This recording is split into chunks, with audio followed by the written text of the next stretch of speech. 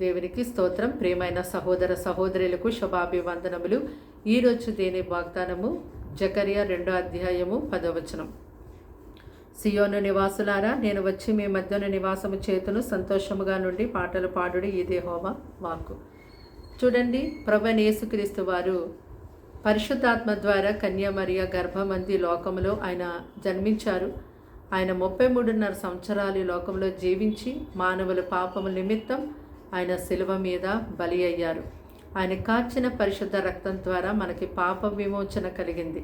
యేసుక్రీస్తు వారు చనిపోయి సమాధి చేయబడి తిరిగి 3వ దినాన మన నీతిమంతులుగా చేయటం కొరకే తిరిగి లేచారు. అయితే యేసుక్రీస్తు వారు మరి లోకానికి వస్తారని, ఆ విధముగా మానవుల కొరకు పాప పరిహారార్థ బలిగా అవుతారని ముందుగానే ప్రవచనాల ద్వారా దేవుడని యెహోవా ఈ లోకానికి తెలియచేశారు.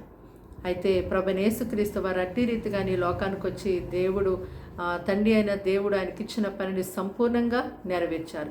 అయితే యేసుక్రీస్తు వారి లోకాన్ని విడిచి వెళ్ళిపోయే ముందు మరి శిష్యులతోనూ తన వెంబడిస్తున్నటువంటి జనులతో ఆయన తెలియచేసిన మాటలు మనం చూసినట్టయితే, మరి మీరు వెళ్ళిపోయిన తర్వాత ఎవరు మాతో ఉంటారు అని శిష్యులు అడిగినప్పుడు, ఎవరైతే నన్ను ప్రేమిస్తారో, ఎవరైతే మరి నా మాట గైకొంటారో వారి యొద్దకు నా తండ్రి నేను పరిశుద్ధాత్మ దేవుడు వచ్చి నివాసము చేస్తామని తెలియజేశారు.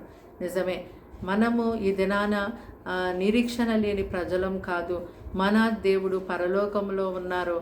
ఆయనను మనము ప్రేమించినప్పుడు, ఆయన యొక్క మాట గైకొన్నప్పుడు ఆయన మన యొద్దకు వచ్చి, తండ్రి కుమార పరిశుద్ధాత్మ దేవుడు మన యొద్దకు వచ్చి మన యొద్ద నివాసము చేస్తారు.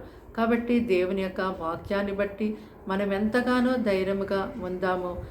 దేవుని యొక్క వాక్యాల నెరవేర్పు అంతా కూడా జరుగుతున్న దినములలో మనం ఉన్నాము. కాబట్టి మనము ప్రార్థన విజ్ఞాపనల ద్వారా ప్రతి విషయాన్ని బట్టి దేవుణ్ణి మనం ఎంతో స్తుతిస్తూ ఆరాధించే వారిగా ఉందాం. దేవుని యొక్క వాక్యాన్ని బట్టి మనం బహుధైర్యముతో ఈ లోకంలో జీవించుదాం. ప్రార్థన. దేవానికి వందనములు, స్తోత్రాలు, స్తుతులు చెల్లిస్తున్నాం తండ్రి. మాటలు వింటున్నాను బిడ్డల్ని మీ రక్తంతో కడిగి ముట్టి స్వస్థపరచండి, బలపరచండి. వారింటి వారికి నీ రక్షణ కలిగి చేతండి. వారి పిల్లల్ని ఎంతో పోషించండి. వారికి ఉన్న ఇరుకులు బంధులు తీసివేతండి. అనారోగ్య సమస్యలు ముట్టి స్వస్థపరచండి. సంతానం లేని వారికి సంతానం ఇతండి. ఎవరు ఏ పరిస్థితిలో ఉన్నారో చూచుచున్న దేవుడు తండ్రి, వారు ఎరిగి ఉన్న దేవుడు కనుక మీరే వారికి సహాయం చేయండి ప్రభు. కీడు శోధన అప్పల్ని తప్పించండి. 10th క్లాస్ ఎగ్జామ్స్ రాస్తున్న పిల్లలకి జ్ఞానము, తెలివి, ఆలోచన, ఆరోగ్యముని ఇచ్చి నడిపించండి ప్రభు. ఇంకా ఎవరైతే ఎగ్జామ్స్ రాస్తున్నారో, సిద్ధపడుతున్నారో వారందరికీ కూడా మీరు సహాయం చేయండి ప్రభు. ఈ దినమంతా వారికి తోడుగా నీడగుండండి. నీ గొప్ప రక్షణ ప్రతి ఒక్కరూ పొందుకోవడానికి వారికి సహాయం చేయమని యేసుక్రీస్తు నామములో ప్రార్థన సమర్పించి అడిగి వేడుకుంటున్నాము తండ్రి. ఆమేన్.